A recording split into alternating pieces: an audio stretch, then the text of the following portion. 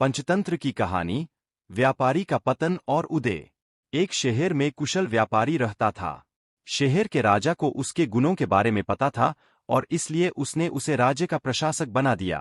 कुछ दिनों बाद व्यापारी ने अपनी लड़की का विवाह तय किया। इस उपलक्ष्य में उसने एक बहुत बड़े भोज का आयोजन किया। भोज में राजमहल में झाड़ू लगाने वाला सेवक भी शामिल हुआ था, मगर वह गलती से ऐसी कुर्सी पर बैठ गया जो राज परिवार के लिए नियत थी। यह देखकर व्यापारी को बहुत ही क्रोध आया और वो आगबूला हो गया। उसने सेवक को भोज से धक्के देकर बाहर निकलवा दिया। सेवक को बड़ी शर्मिंदगी हुई और उसने अपने अपमान का बदला लेने की ठानी। मन ही मन उसने व्यापारी को सबक सिखाने की सोची। एक दिन सेवक राजा के कक्ष में झाड़ू लगा रहा था। उसने राजा को देखकर बड़बड़ाना शुरू किया, ये व्यापारी की यह मजाल कि वह रानी के साथ दुर्व्यवहार करे। यह सुनकर राजा के कान खड़े हो गए और उसने सेवक से पूछा, ये क्या तुमने व्यापारी को दुर्व्यवहार करते देखा है? सेवक भी बहुत चतुर था। वो राजा के पैरों पर गिर गया और बोला, ये मैं तो रात भर जुआ खेलता रहा और सुन सका, इसीलिए नींद में कुछ भी बड़बड़ा रहा हूं। मुझे माफ कर दीजिए।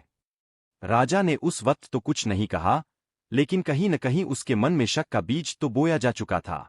राजा ने एक निर्णय लिया और व्यापारी के अधिकार कम कर दिए। महल में भी उसके घूमने पर पाबंदी लगा दी। अगले दिन जब व्यापारी ने महल में आने का प्रयास किया तो उसे संतरियों ने रोक दिया। व्यापारी बहुत हैरान हुआ। तभी वहां खड़े उसी सेवक ने मजे लेते हुए कहा, ये संतरियों, जानते नहीं ये कौन है? ये बहुत प्रभावशाली है। ये चाहे तो तुम्हें बाहर भी फिंकवा सकते हैं, जैसे इन्होंने अपने भोज में बाहर फिंकवाया था। ये सेवक के ताने सुनते ही व्यापारी को सारा माजरा समझते देर न लगी। यह भी परे मूर्ख, साधु और ठग। व्यापारी चतुर तो था ही, उसने इस समस्या का हल खोज लिया और कुछ दिनों के बाद सेवक को अपने घर बुलाया, उसकी खूब आवभगत की और उपहार भी दिए। उसके बाद बड़ी विनम्रता से भोज वाले दिन के अपने व्यवहार के लिए क्षमा मांग ली। सेवक बहुत खुश हुआ और उसने कहा कि आप चिंता न करें, ये मैं राजा से आपका खोया हुआ सम्मान जरूर वापस दिलाऊंगा।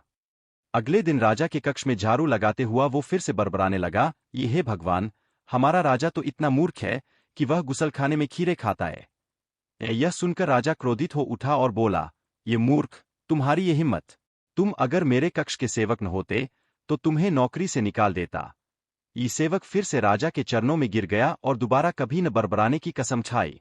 राजा ने भी सोचा कि जब यह मेरे बारे में इतनी गलत बातें बोल सकता है, तो इसने व्यापारी के बारे में भी गलत बोला होगा, जिसकी वजह से मैंने उसे बेकार में दंड दिया। फिर क्या था, अगले दिन ही राजा ने व्यापारी को महल में उसकी खोई प्रतिष्ठा वापस दिला दी। सीख, इस कहानी से दो सीख मिलती है। एक, चाहे व्यक्ति बड़ा हो या छोटा, हमें हर किसी के साथ समान भाव से ही पेश आना चाहिए, क्योंकि जैसा व्यवहार आप खुद के साथ होना पसंद करेंगे वैसा ही व्यवहार दूसरों के साथ भी करें। दो, दूसरी ये कि हमें सुनी सुनाई बातों पर यकीन नहीं करना चाहिए। पूरी तरह जांच पड़ताल करके ही निर्णय लेना चाहिए।